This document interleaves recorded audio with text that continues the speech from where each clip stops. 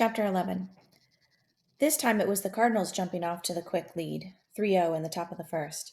Alex walked, Brett singled to left, and Hutch tripled them both home.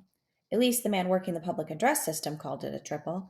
Hutch thought it was a double and an error because of the way the center fielder misplayed the ball after it bounced off the wall in center left center.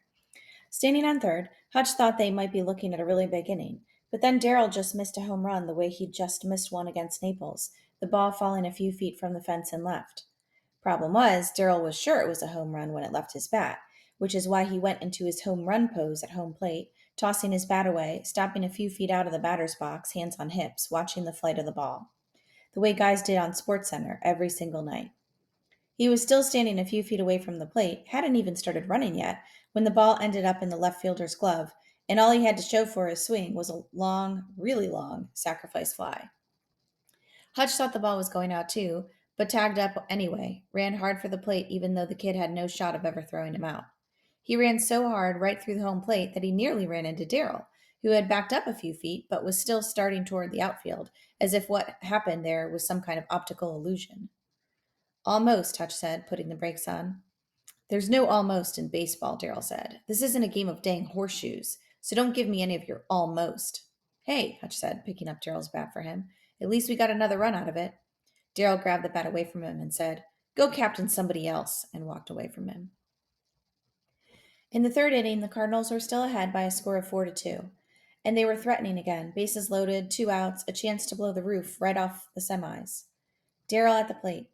All Hutch had to do was take one look at him from first to see how much he wanted to hit a grand slam.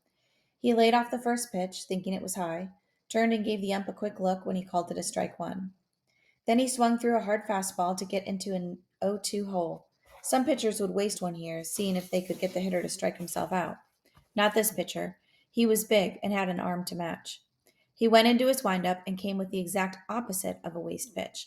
Threw one as hard as he could, one of those fastballs that dared you to catch up with it. Darrell didn't. He was the one who got wasted, swinging so hard trying to hit his grand slam that he spun himself around and stumbled and nearly ended up in the lap of the Sarasota catcher, his bat falling out of his hands. From where he stood, a few feet off first, Hutch thought he heard somebody in the infield, either the shortstop or the third baseman, laugh right before the Sarasota guys ran off the field. Hutch couldn't see who'd done it because he was still watching Darrell, who must have heard the laugh too, because as soon as he had his feet under him again, he glared over toward the Sarasota bench. Somebody think this is funny? He said. Nobody said anything back. Then suddenly Darrell was picking up his bat in his right hand, pulling it back like he was going to fling it. Not at the Sarasota bench, just somewhere. Like he was about to throw it as hard as he'd just swung it. Darrell! Hutch yelled. Hutch knew he had to stop him somehow, knew that as soon as the bat left Darrell's hand, he was going to be ejected from the game. American Legion rules were clear about that. And about this. If you got ejected from a game, you were automatically suspended from the next game. Hutch was running across the infield between the pitcher's mound and first base, yelling, Don't! But it wasn't Hutch who stopped him. It was the home plate umpire. Darrell didn't even know the ump was behind him. But as he tried to launch the bat, he couldn't, because the ump had a death grip on the barrel. Hutch stopped a few feet away, heard the ump in a calm voice say, No. Just that. No. It stopped Darrell, or maybe confused him, because hardly anyone ever said that word to him.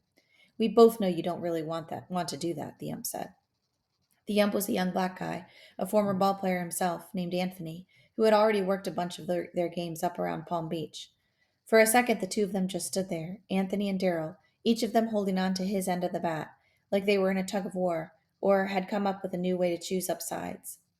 Anthony used his free hand to take off his mask, show everybody he was smiling, that he had everything under control. I'd like you to let go of that bat, son, Anthony said. You hearing me on this? When Darrell didn't say anything, Anthony, just loud enough for Darrell and Hutch to hear, said, Answer me when I talk to you, son. Are you hearing me on this? Yes.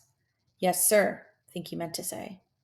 Yes, sir, Darrell Williams said, though you could see that he wasn't used to being told what to do any more than he was used to somebody saying no to him. Darrell let go of the bat. As soon as he did, Anthony handed it right back to him. Now go put that thing back in the rack, because we got ourselves a heck of a good ball game going here, Anthony said. Darrell did exactly what the ump told him to do. Hutch thought it was as amazing as him striking out the way he just had.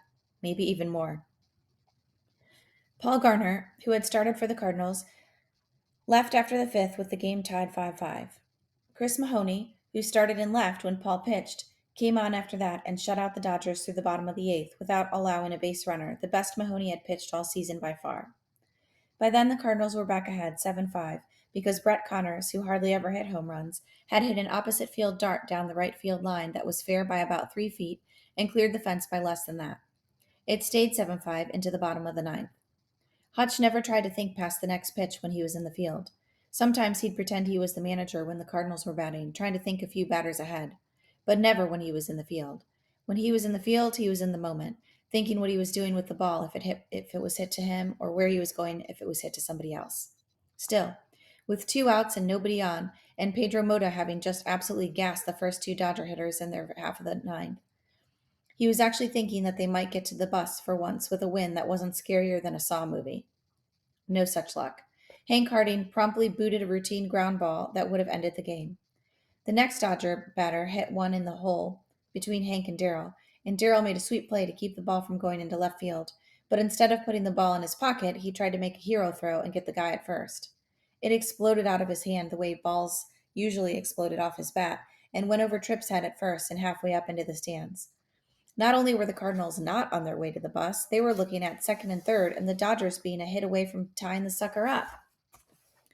Pedro hadn't done anything wrong except get two ground balls, but you could see he was hot, so Mr. Cullen made a little talking motion with his hand, meaning he wanted Hutch to be the one to settle him down.